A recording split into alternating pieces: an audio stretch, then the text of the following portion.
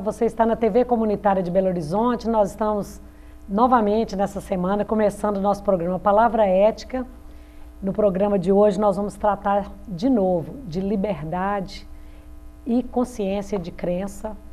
É um tema recorrente, nós sempre estamos deparando com pessoas que se sentem constrangidas às vezes devido à crença religiosa, ou às vezes impedidas de praticar a sua fé, a sua espiritualidade, e isso nós temos que estar debatendo. E a oportunidade que nós temos hoje é de estar aqui no estúdio com duas pessoas da comunidade Bahá'í do Brasil, que nos surpreende essa comunidade Bahá'í com a capacidade de nos ensinar tantos princípios religiosos, mas eu não quero adiantar nada acerca disso, são eles que vão falar para nós. Então eu quero dar as boas-vindas aqui ao Márcio Miranda e ao Vahid, nem vou falar o sobrenome dele, que é tão complicado, é iraniano, depois ele mesmo fala.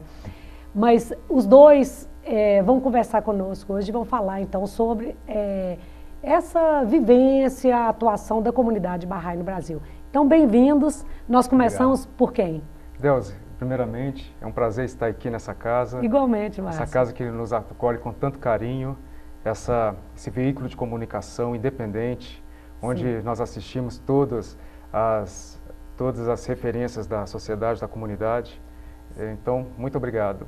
Nós é que agradecemos, e o Vahid também vai se situar aqui e se apresenta, por favor, Vahid.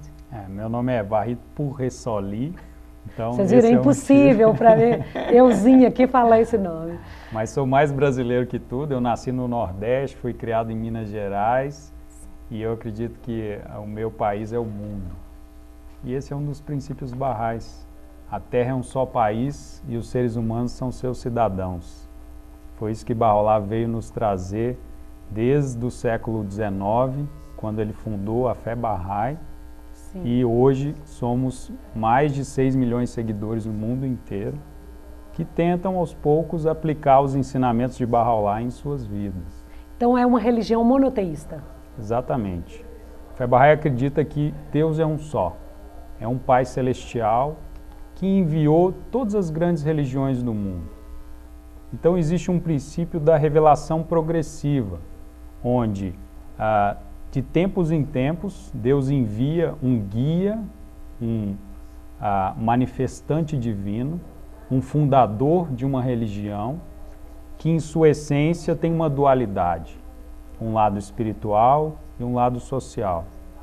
E esse lado espiritual ele jamais se altera, ele é sempre o mesmo, desde os princípios dos tempos, onde Deus garantia sempre o envio de sua guia, até mais recentemente com a vinda de Bahá'u'lláh, que nós acreditamos ser o fundador da fé Bahá'í, que é a religião para a atualidade.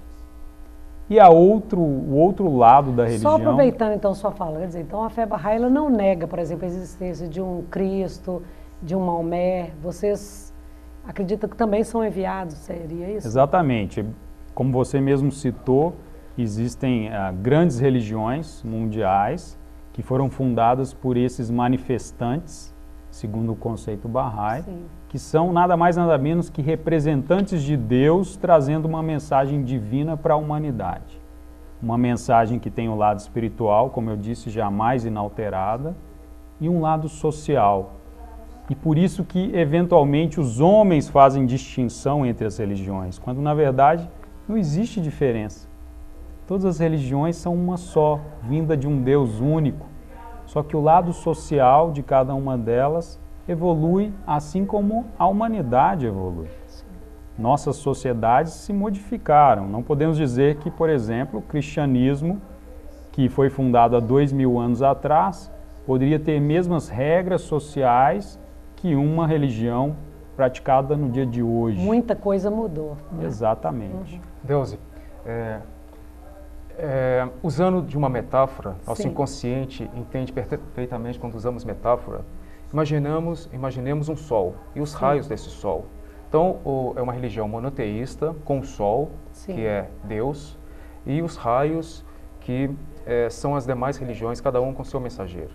Então, como o Vahid diz com bastante propriedade, para nós sermos Bahá'ís, nós somos ao mesmo tempo cristãos, muçulmanos, budistas, zoroatristas, judeus, todas as 8 revelações que vieram antes da fé Bahá'í, que é a religião, o mensageiro prometido de todas as épocas. Eu vou te fazer uma pergunta, uma pegadinha. Por que 8? Porque eu fico pensando aqui, quer dizer, a espiritualidade Bahá'í, a religião Bahá'í, ela chama atenção exatamente porque vocês nos remetem a uma unidade, quer dizer, a necessidade de não negação da outra. Mas será que também vocês não estão presos a só grandes líderes que fundaram grandes religiões? Por que 8? Aí me deu curiosidade. Na verdade, simplesmente porque não existe registro histórico das demais. Não significa que não existia. Mas não existe a negação de nenhuma fé? De maneira nenhuma.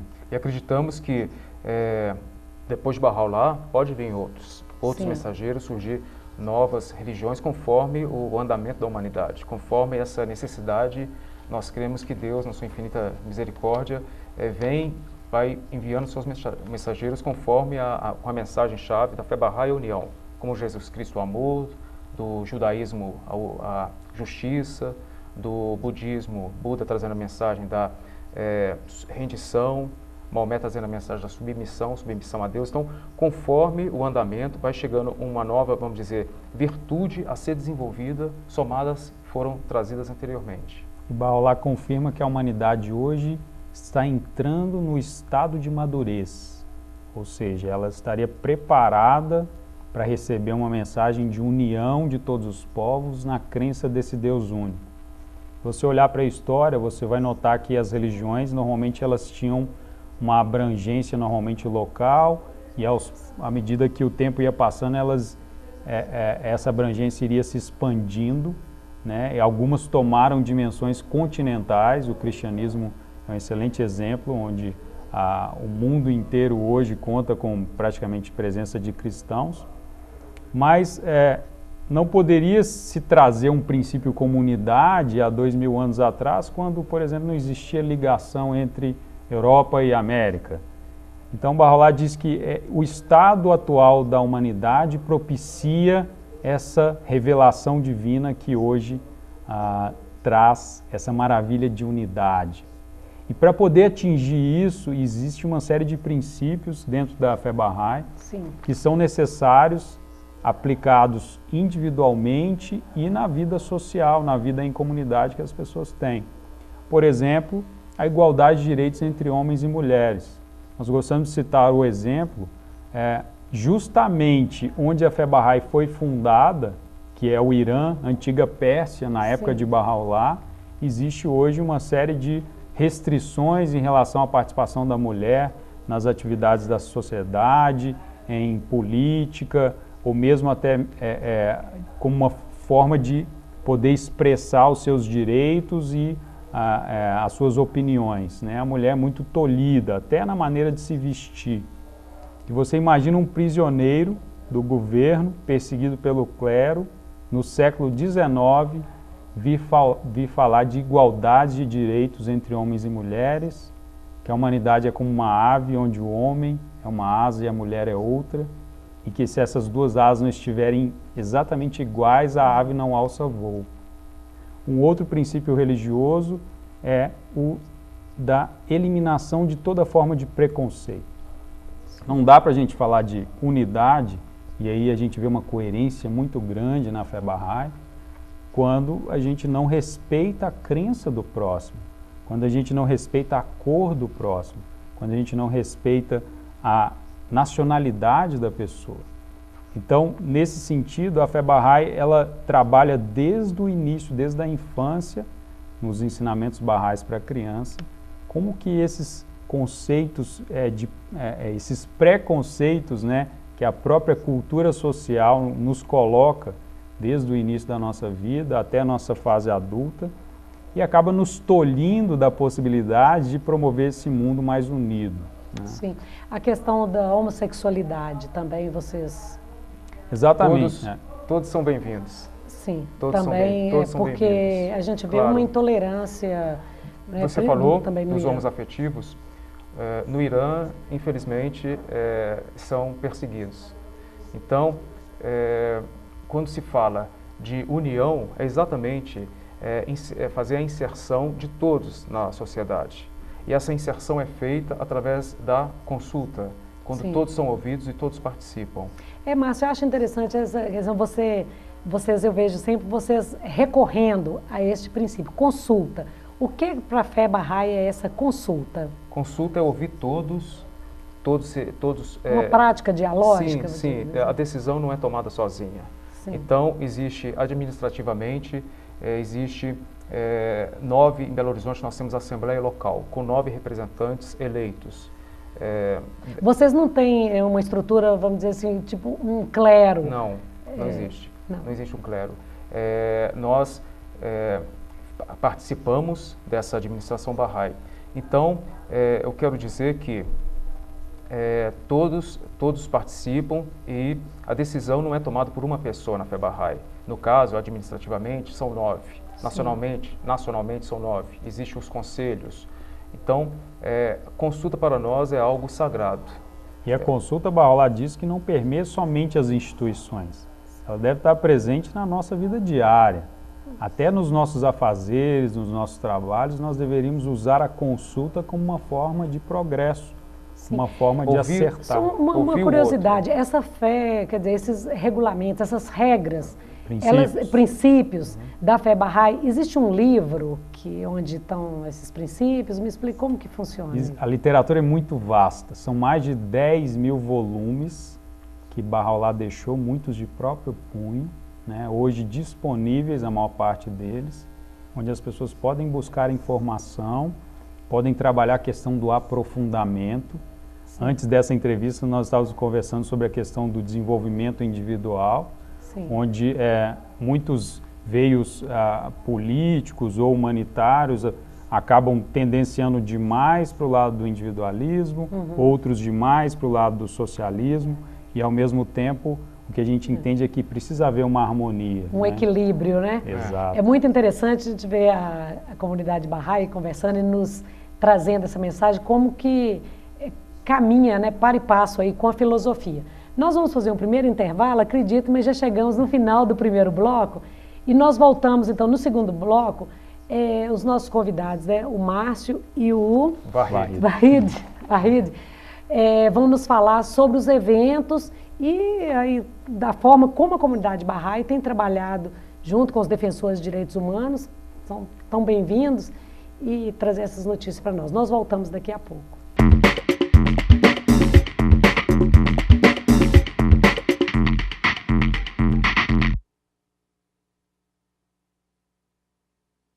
Socorro, não estou sentindo nada.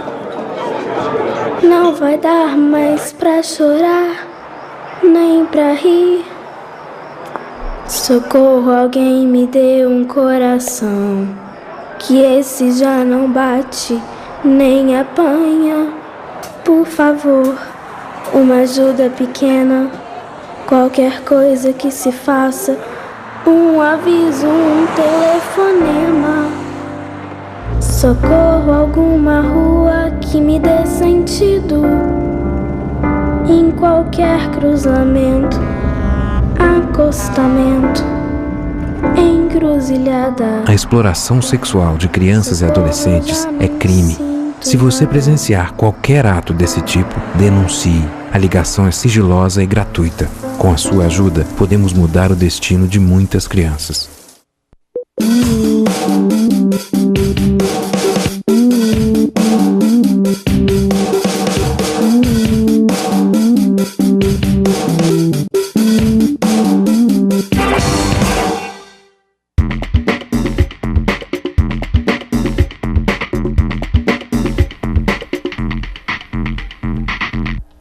Nós estamos, então, começando o segundo bloco do nosso programa Palavra Ética de hoje. Hoje nós estamos trabalhando liberdade de crença, consciência, e nossos convidados são o Márcio e o Wahid, da comunidade Bahá'í de Belo Horizonte. Quer dizer, a comunidade Bahá'í também não é de Belo Horizonte, existe uma comunidade Bahá'í no Brasil, existe uma comunidade mundial, né, de Bahá'í, porque a fé Bahá'í, exatamente o que vocês pregam, é a unidade, e é disso que nós estamos precisando tanto. Vahid, eu gostaria que você falasse depois para nós um pouco sobre essa unidade, que forma ela é pensada dentro dessa filosofia, dessa teologia, mas vamos passar para o Márcio aqui primeiro, porque você me fala de um evento realizado, desse evento e como que a comunidade Bahá'í tem trabalhado com os grupos de direitos humanos, inclusive você está me dando notícia aqui que vão para Rio +20 também, sim, né? Sim. Vamos começar do começo aí. Esse evento, o que está acontecendo aqui? Qual é a novidade Delze, se você me permite, sim, às vezes ficamos perdidos, comunidade Bahá'í de Belo Horizonte, comunidade Bahá'í de Uberlândia. Sim. A fé Bahá'í, a comunidade Bahá'í, é uma só no mundo inteiro. Sim. Nós citamos de Belo Horizonte, Uberlândia, Rio de Janeiro, somente para dizer o Márcio e o Vahid são de Belo Horizonte. Sim. Mas... pelo menos é mais fácil para eu trazer aqui no programa, a gente aqui, né, que tá...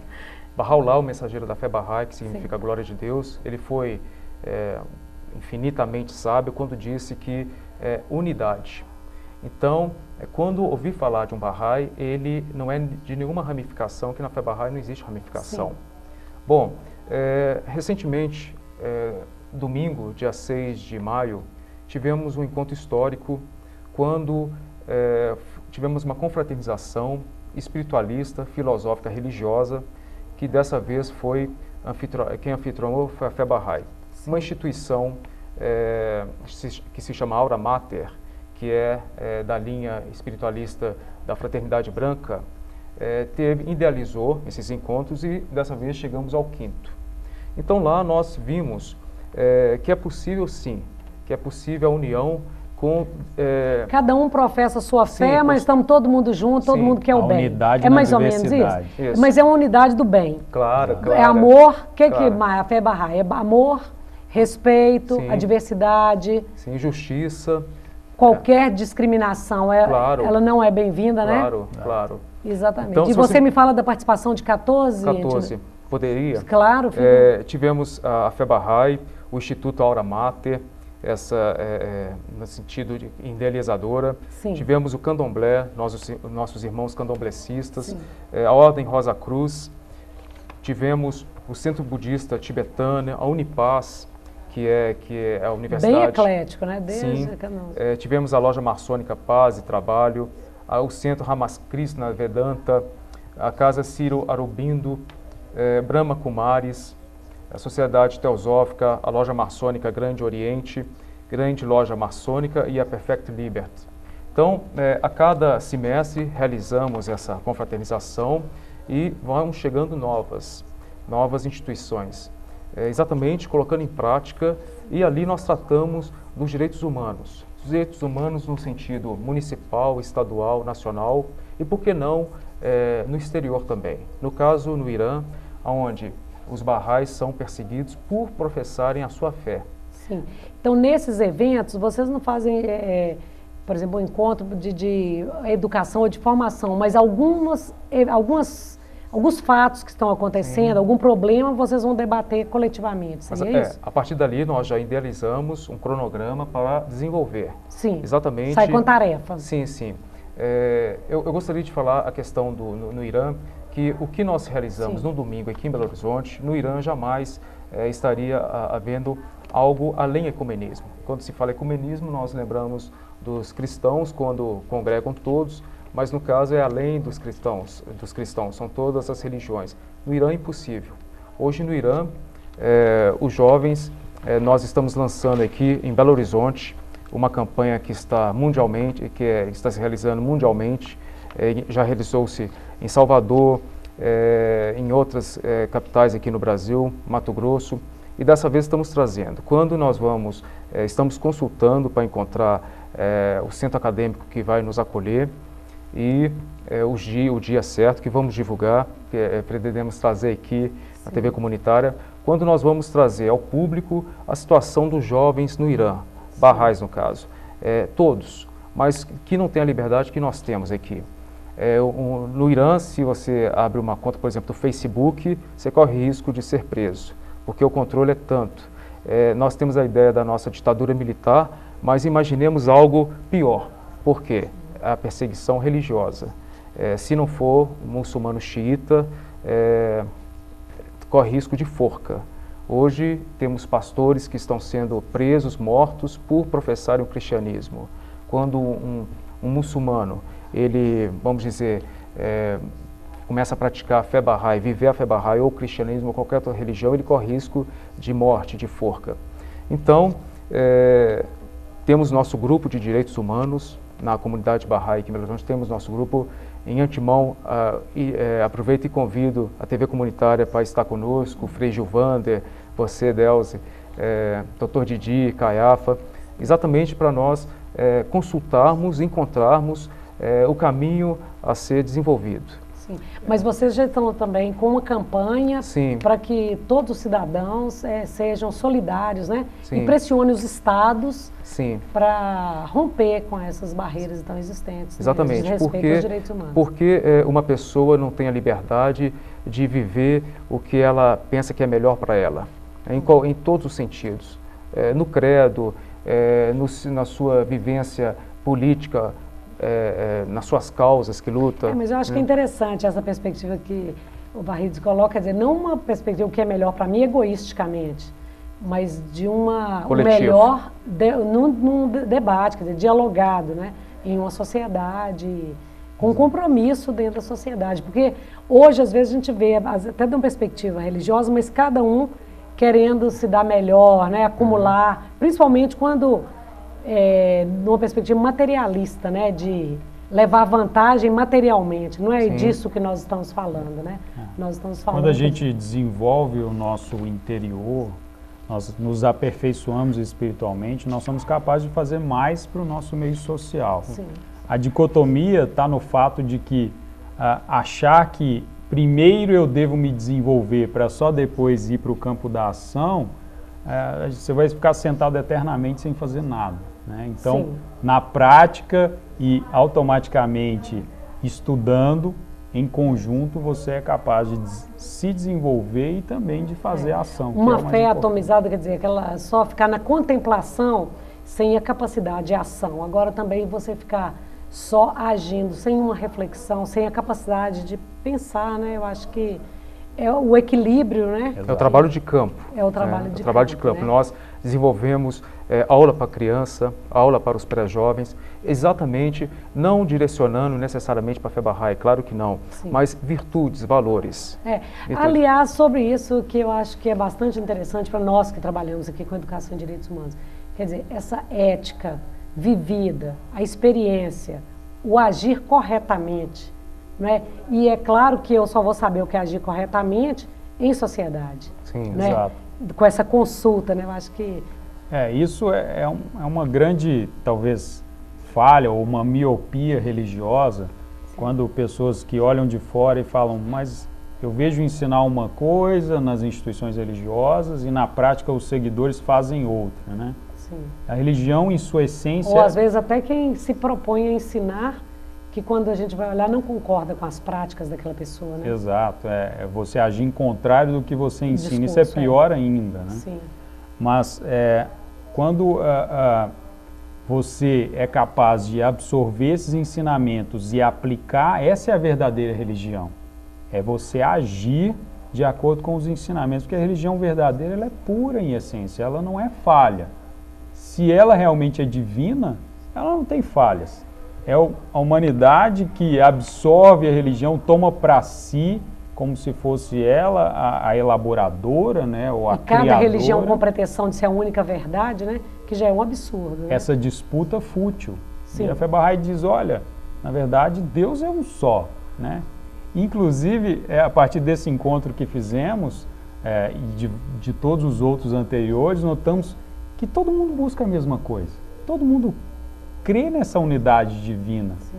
É a prática, é sentar e conversar, eliminar as barreiras, praticar a tolerância, que a gente vai conseguir promover essa unidade de maneira mais efetiva.